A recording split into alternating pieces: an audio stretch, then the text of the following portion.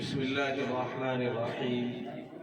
الحمد لله رب العالمين، والصلاة والسلام على سيد الأنبياء والمرسلين وعلى آله وأصحابه أجمعين. أما بعد، فأعوذ بالله من الشيطان الرجيم. بسم الله الرحمن الرحيم. ضربت عليهم الذلة أينما ثقفوا إلا بحبل من الله وحبل من الناس وباءوا بغضب من الله، ذلك بأنهم كفروا ويقتلون الأنبياء بغير حق، ذلك بما عصوا وكانوا يعتدون. صدق الله العظيم.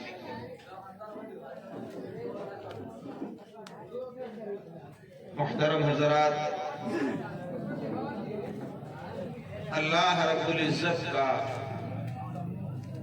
ہم سب پر سب سے بڑا انعام، فضل اور کرم یہ ہے کہ اللہ نے ہم سب کو ایمان کی دولت سے نوازا ہے. ہر مسلمان کو اپنے ایمان پر شکر گزار ہونا چاہیے. ایمان سے بڑھ کر اس کے پاس کوئی دولت، کوئی نعمت، کوئی عظمت نہیں ہے.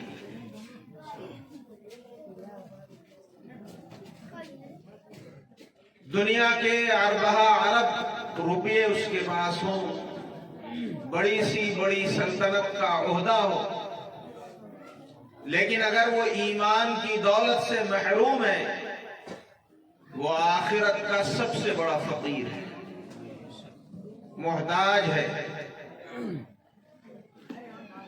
اس لیے میں ماؤں بہنوں سے کہوں گا کہ اپنے بچوں کے دلوں میں ایمان کی عظمت کو پیدا کریں. سمجھائیں کہ تمہارے پاس سب سے قیمتی خزانہ کیا ہے، اور بڑا سے بڑا ڈاکو اگر تمہارے اس خزانے کو لوٹنے کے لیے آئے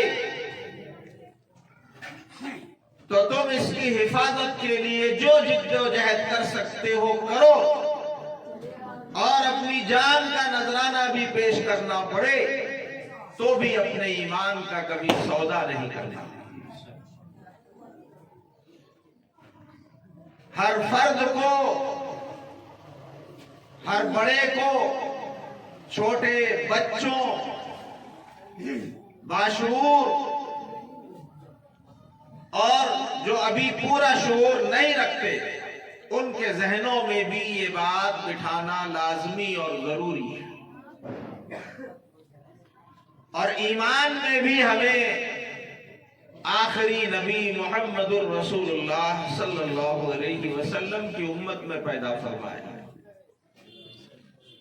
یہ عظیم امت ہے. عظیم کیوں ہے؟ اس لیے کہ عظیم نبی کی امت ہے، سارے نبیوں کے سردار کی امت ہے،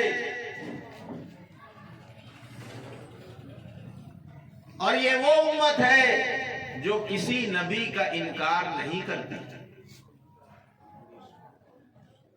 آج مسئلہ اسرائیل کے ساتھ، فلسطین کے ساتھ کس چیز کا؟ اسرائیل والے بھی نبی کو مانتے ہیں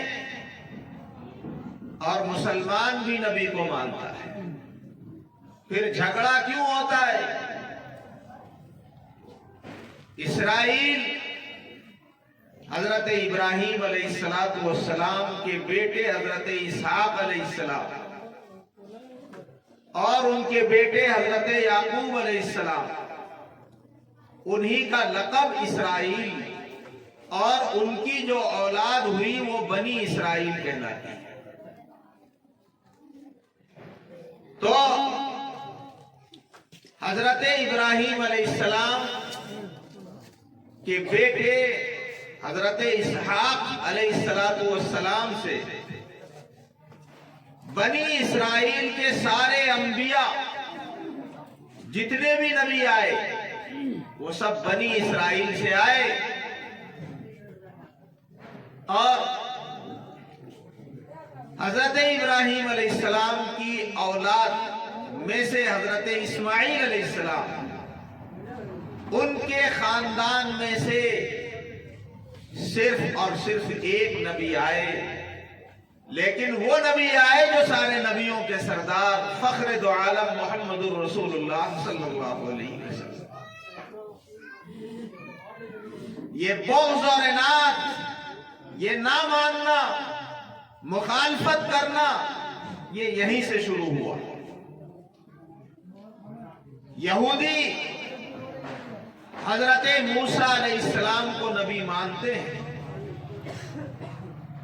لیکن ان کے بعد جو نبی آئے ان کو نہیں مانتے۔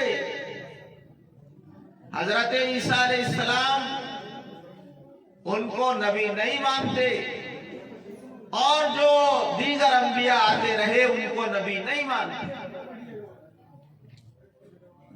لیکن ہم مسلمان، ہمارے لیے لازم ہے کہ جتنے بھی نبی آئے، نبی کا معنی ہوتا ہے پیغام پہنچانے والا، پیغام بر، اسی کو پیغمبر کہا جاتا ہے۔ پیغام بر، بریدن لے جانا، اسی سے پیغام بر، پیغام لے جانے والا، پیغام پہنچانے والا۔ تو اللہ کا پیغام جو مخصوص طریقے پر اللہ کے بندوں تک پہنچائے وہی پیغمبر ہوتا ہے، وہی نبی ہوتا ہے۔ اللہ تعالیٰ نے بے شمار انبیاء بھیجے،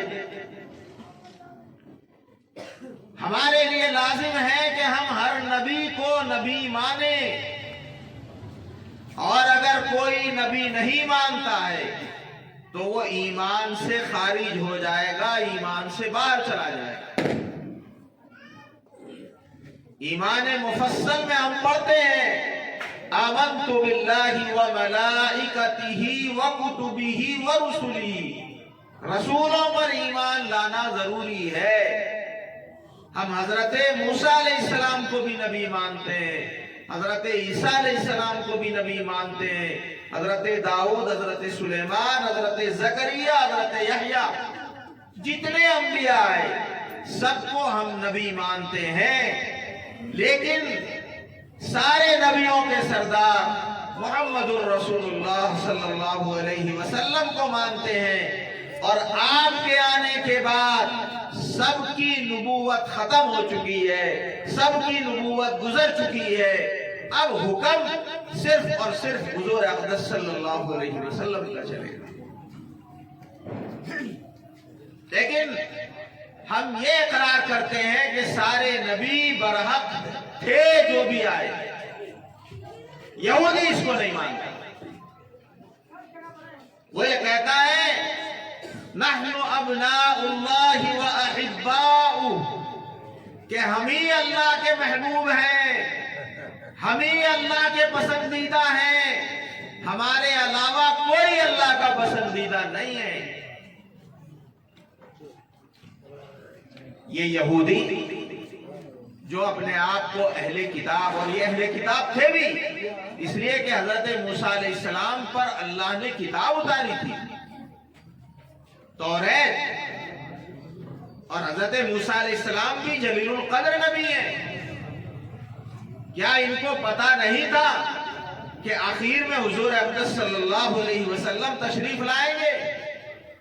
ان کو پتا تھا، بلکہ یہ لوگ کہا کرتے تھے کہ نبی آنے دو، تب ان کے ساتھ مل کر کے ہم تمہارا مقابلہ کریں گے، دشمنوں سے کہا کرتے تھے۔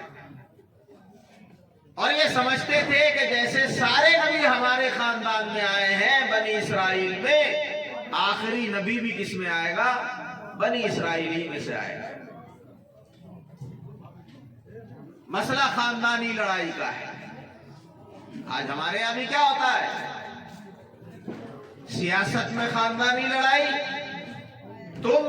میں نہیں جیتتا تو تمہیں بھی نہیں جیتنے دوں گا۔ ہم دوسرے کے تلوے چاٹ لیں گے لیکن اپنے بھائی کا بڑا بننا ہم برداشت نہیں کریں گے. یہ ہمارے مسائل ہیں, ہم بھی وہی کرتے ہیں. وہی چیز وہاں بھی ہوئی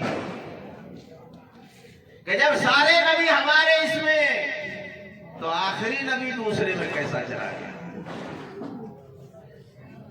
آخری نبی کیسے چلا گیا؟ گویا نبی بنانا بھی ان کے پاور میں تھا. مکہ کے مشرکین بھی کہتے تھے کہ اگر نبی بنانا ہے تو مکہ اور طائف کے کسی امیر کبیر کو نبی بنانا چاہیے.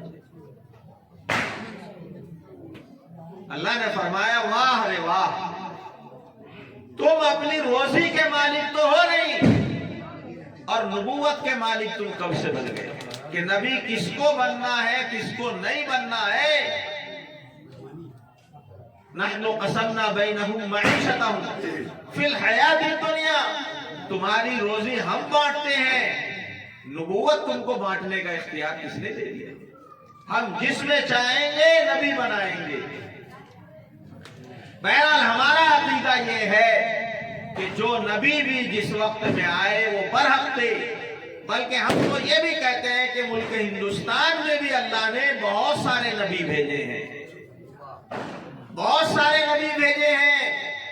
ہمارے ہندو بھائیوں کے رشی منی بہت سارے مہان پروش مہا پروش ہو سکتا ہے کہ وہ اپنے وقت کے نبی ہوں, وہ اپنے وقت کے اللہ کے پیغام پہنچانے والے ہوں اور انہوں نے پیغام صحیح پہنچایا, لیکن جب وہ پیغام پہنچا کر کے گزر گئے, راکشس آیا, شیطان آیا, ابلیس آیا اور اس نے غلط راستے پر ڈال دیا, پوجا میں ڈال دیا, ایشور اور اللہ کے علاوہ کی پوجا میں لگا دیا. پوجا شروع کیسے ہوئی؟ پوجا اسی طرح شروع ہوتی ہے کہ شروع میں واقعات میں لکھا ہے قصص الانبیاء میں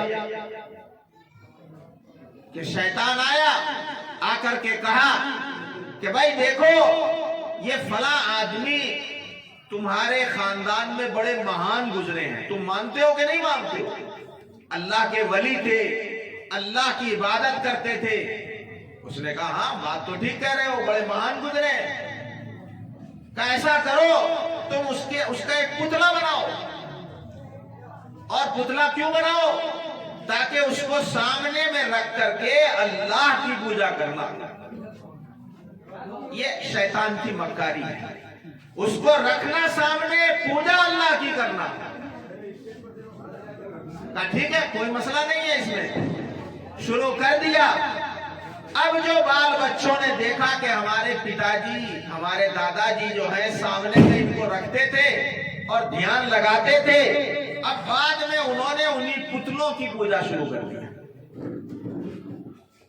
اس طریقے سے شروع ہوئی.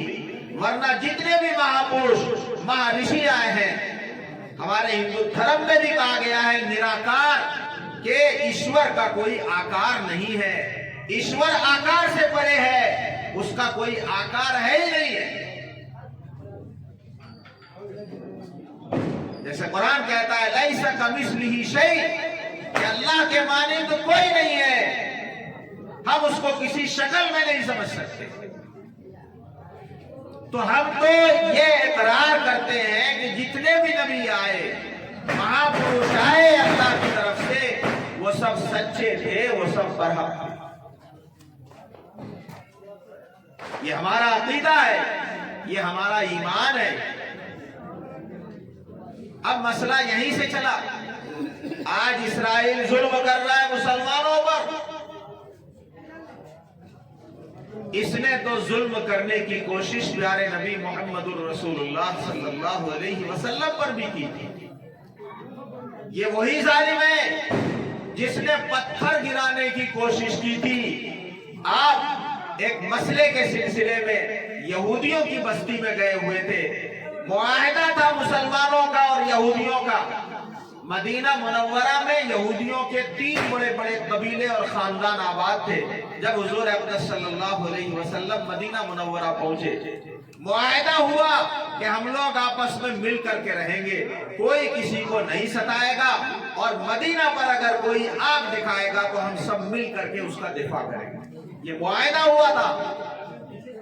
लेकिन यहूदियों ने गद्दारी की, दगाबाजी की और दूसरों को मदीना मुनव्वरा पर हमला करने के लिए उकसाया।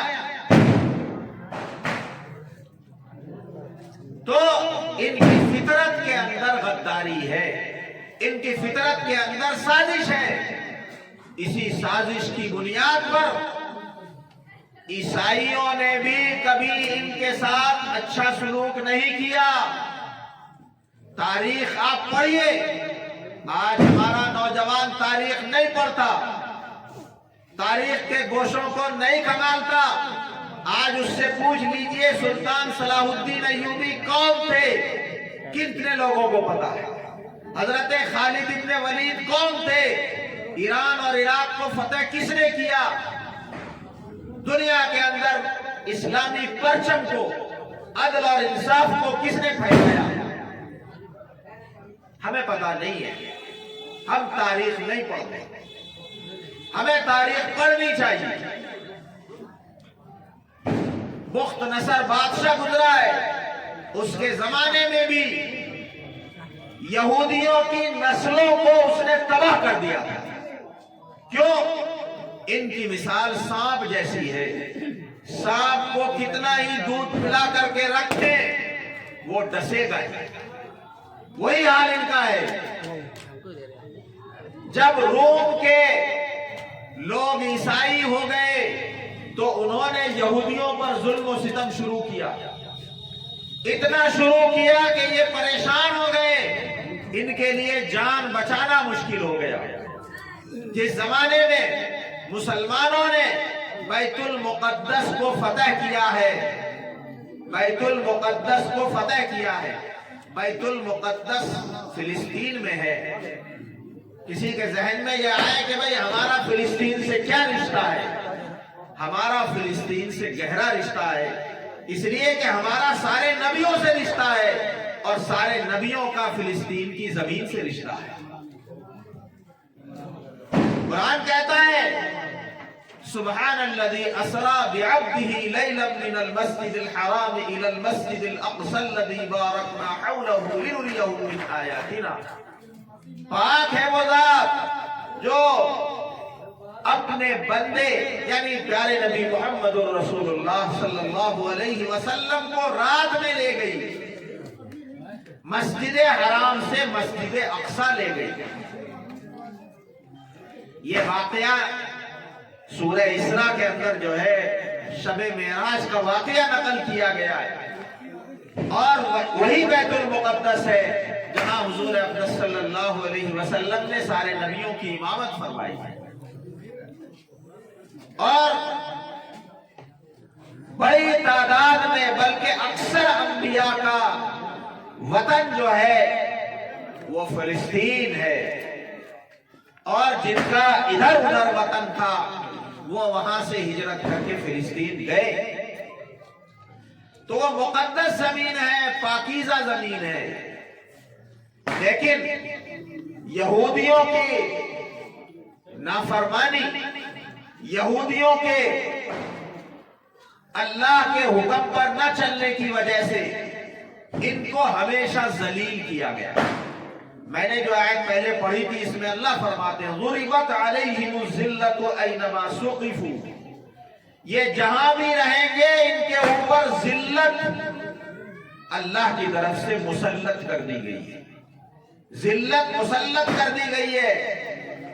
आज हमारे दिमाग में आता है कि ये तो जलील नहीं दिखता, ये तो बहुत सारे असलहों का मालिक है, ये तो बहुत सारी चीजों का मालिक है, हुकूमत का मालिक है। इसकी वजाहत भी खुद कुरान कर दे रहा है, इल्ला बिहब्लिन मिनल्लाहि व हब्लिन मिनन नास, कि ये इनके ऊपर जिल्लत मुसल्लत कर दी गई है। پہلے بھی بارہا ان کو ذلیل کیا گیا ہے، خود عیسائیوں نے ذلیل کیا ہے۔ ہاں، یہ ذلت سے بچنے کی دو شکلیں ان کے پاس ہیں، اللہ کی رسی کے ذریعے سے اور لوگوں کے سہارے کے ذریعے سے۔ اللہ کی رسی کے ذریعے سے اور لوگوں کے سہارے کے ذریعے سے۔ اللہ کی رسی کیا ہے؟ اللہ کی رسی یہ ہے، اللہ کا فیصلہ اور ضابطہ یہ ہے کہ شریعت مطہرہ کہتی ہے کہ اگر آپس میں لڑائی بھی ہو تو بچوں کے ساتھ قتل و قتال نہ کیا جائے، بوڑھوں کے ساتھ قتل و قتال نہ کیا جائے، عورتوں کے ساتھ قتل و قتال نہ کیا جائے، اور ان عبادت گزاروں کے ساتھ قتل و قتال نہ کیا جائے جو اپنی عبادت میں لگے ہوئے ہیں۔ یہ اسلامی حکم ہے، تو اس حکم کی بنیاد پر یہ اپنے آپ کو بچا سکتے ہیں۔ اسی طریقے سے لوگوں کے سہارے یہ اپنے آپ کو بچا سکتے ہیں۔ آج اسرائیل جو اپنے آپ کو بچائے ہوا ہے، یہ امریکہ کی چمچا گیری کر کے اپنے آپ کو بچائے ہوا ہے، دم چھلا بن کے اپنے آپ کو بچائے ہوا ہے، اس کے سامنے بھیگی بلی بن کر کے اپنے آپ کو بچائے ہوا ہے۔ اور امریکہ اور یورپ کے ممالک کی مجبوری یہ ہے کہ یہ ایسے سانپ ہیں جو امریکہ یورپ کو ڈس رہے تھے، نگلنا چاہتے تھے، جہاں بھی جاتے تھے زہر پھیلانا چاہتے تھے، اور اسی وجہ سے سن 1917 میں بھی یہودیوں کے خلاف جو ہے عیسائیوں نے انقلاب برپا کیا اور یہودیوں کو قتل کیا جانے لگا، تو اس وقت میں صہیونیت کی تحریک چلی۔ صہیونیت کا مطلب ایک الگ ریاست قائم کی جائے یہودیوں کی۔ اس تحریک میں عیسائیوں نے بھی ساتھ دیا۔ اب مسئلہ یہ پیدا ہوا کہ یہ الگ ریاست کہاں قائم کریں، تو سب نے مل کر کے یہ طے کیا کہ چلو اس کو مسلمانوں کے بیچ میں قائم کر دیتے ہیں، اپنا تو نفع ہو جائے گا۔ اب انہوں نے جس ریاست کو یہاں پہ قائم کیا ہے اس کو بچانے کے لیے بھی وہی آئے گا۔ اسی لیے امریکہ اسلحہ کا جہاز لے کر کے اسرائیل کا ساتھ دینے کے لیے پہنچتا ہے۔ اس کی مثال ایسے ہی ہے کہ ایک کتا جو ہے سب کو کاٹتا پھرتا تھا اور کسی کو وہاں رہنے نہیں دیتا تھا۔ پریشان ہو گیا آدمی، اس نے اپنے گاؤں سے اس کو نکالا، دوسرے گاؤں میں جا کے اس کو آباد کر دیا۔ اب دوسرے گاؤں والے اس کو نکالنا چاہتے ہیں تو یہ پہلا گاؤں والا جا کے کہتا ہے نہیں نکالنے دیں گے، کیونکہ جانتا ہے یہاں سے نکلے گا تو پھر میرے پاس جائے گا، مجھے ڈسے گا، مجھے خراب کرے گا۔ تو وہی حال جو ہے آج کے امریکہ اور جو اس کے متحد ممالک ہیں ان کا حال ہے کہ وہ اس کو اپنے یہاں پناہ نہیں دینا چاہتے ہیں۔ تو ان کی فطرت کے اندر جو ہے وہ سرکشی ہے، غداری ہے، نافرمانی ہے۔ قرآن نے کہا ذالک بأنہم کفروا، اس وجہ سے کہ انہوں نے اللہ کا انکار کیا، نافرمانی کی۔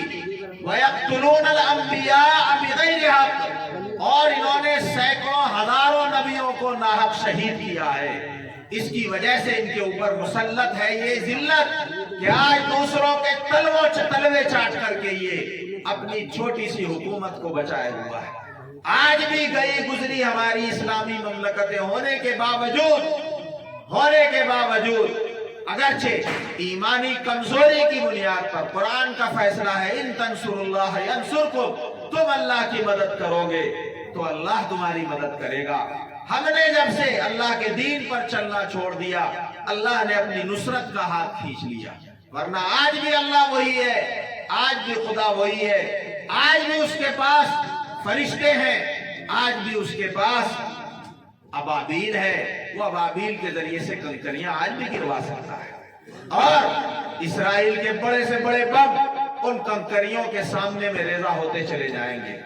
لیکن عمومی طور پر جب نافرمانیاں آتی ہیں، جب اختلاف آتا ہے، صرف مٹھی بھر فلسطین کا مسئلہ نہیں ہے۔ آج مسلمانوں کے حالات کو ہم دیکھیں، جھوٹ بولنا ہمارے اندر ہے، غداری ہمارے اندر ہے، دغا بازی ہمارے اندر ہے، ہم اپنے بھائی کو बढ़ता देखना नहीं चाहते हैं। मजहब इस्लाम तो गैर मुस्लिमों के साथ भी अच्छा सलूक सिखलाता है।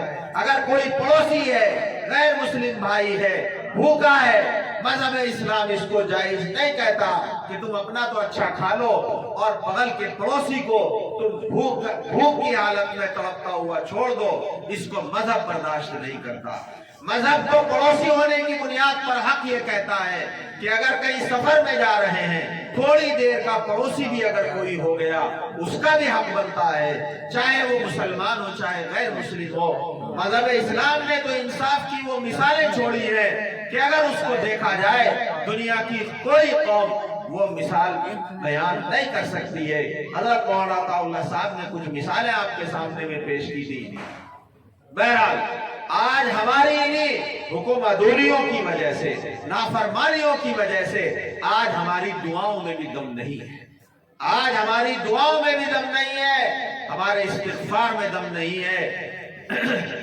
इसलिए हमें भी तौबा करनी चाहिए, अपने गुनाहों से हमें तौबा करनी चाहिए, अल्लाह की बारगाह में गिड़गिड़ाना चाहिए, अपने ईमान को मजबूत करना चाहिए और हमारे अंदर जो कमियां हैं उन कमियों को दूर करने की जिद्दोजहद करनी चाहिए।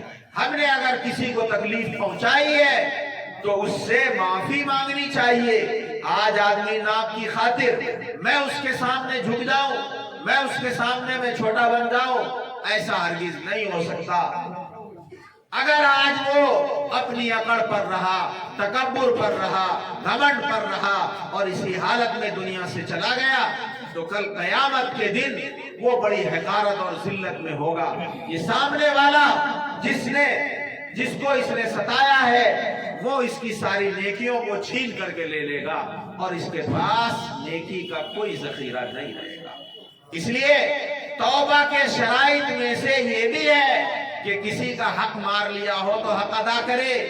किसी का हक हड़प कर लिया 10 लाख और मस्जिद में बैठकर 1 लाख तस्बीह पढ़ रहा है, कुछ भी होने वाला नहीं है, कुछ भी होने वाला नहीं है। 50 लाख पढ़ ले, 1 करोड़ पढ़ ले, जब तक उसका हक अदा नहीं करेंगे माफी कबूल नहीं होगी।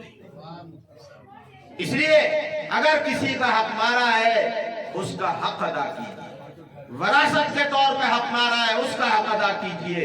किसी को सताया है उससे माफी जा करके मांगे। दुनिया के अंदर प्यारे नबी मोहम्मदुर रसूलुल्लाह सल्लल्लाहु अलैहि वसल्लम से बढ़कर किसकी इज्जत हो सकती है। आप सफों को सीधी करते वक्त एक छड़ी लग गई एक सहाबी को। सहाबी ने कहा, ए अल्लाह के रसूल मुझे बदला चाहिए, मुझे बदला चाहिए। अब सहाबी रसूल और बदला हुजूर अक़दस सल्लल्लाहु अलैहि वसल्लम से ये कैसे हो सकता है। सहाबी तो अपनी जान कुर्बान करने के लिए तैयार होते थे, लेकिन मंशा कुछ और था। वो नंगे पीठ थे। फरमाया क्या चाहते हो? कहा आपसे बदला चाहते हैं। कहा ठीक है बदला ले लो। कहा आप मेरे बदन पर कपड़ा नहीं था, आपकी जरा कपड़ा हटा दें। तो हुजूर अक़दस सल्लल्लाहु अलैहि वसल्लम ने कपड़ा हटा दिया और सहाबी ने मोहरे नबूवत को चूम लिया और चिमट गए बदन से। मकसद वो था, बदला लेना नहीं था, चिमटना था। आपके शाने पर जो है एक मोहर थी, नबूवत की मोहर थी, उसको चूम लिया, चिमट गए आपसे और कहने लगे अल्लाह के रसूल मुझे माफ कर दीजिए, मैंने ऐसे अल्फाज आपको बोले हैं। तो हुजूर अक़दस सल्लल्लाहु अलैहि वसल्लम आखिरी वक्त में सहाबा से कहते हैं, भाई किसी पर अगर मुझसे मेरी तरफ से ज्यादती हुई तो मुझे अल्लाह के लिए माफ कर दो। तो आपसे बड़ा कौन दुनिया के अंदर इज्जत वाला हो सकता है। हम अगर किसी की शान में हमारी जात से गुस्ताखी हुई हो, हम माफी मांग ले। आदमी एक झूठ के लिए 50 झूठ बोलता है, नहीं हमें है ना कर लेनी चाहिए, गलत पे गलत बोले जा रहा है। उसको कोई कहता भी है तो आदमी गलत पे गलत झूठा गवाह भी ला रहा है। ये सारी चीजें करता है लेकिन माफी मांगने के लिए तैयार नहीं होता। बहरहाल अहले फिलिस्तीन पर जुल्म और सितम हो रहा है। एक मुसलमान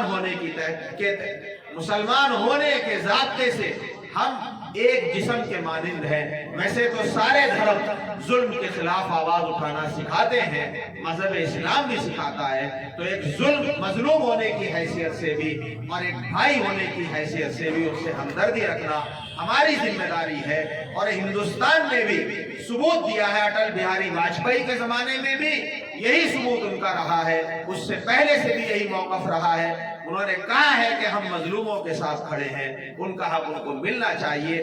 آج بھی بظاہر اگر اندر سے جو ہو، لیکن بظاہر یہ موقف ظاہر کیا جا رہا ہے۔ اللہ اس پر ثابت قدمی دکھائے، ہم مسلمانوں کو بھی جہاں تک ہو سکے دلی ہمدردی، اور ہمارے ہندو بھائیوں کو بھی ظلم کے خلاف، مظلوموں کے سلسلے میں ہمدردی کا موقف اختیار کرنے کی ہم سب کو توفیق عطا فرمائے، اور ظالموں کو اللہ تعالیٰ کیفر کردار پہنچائے۔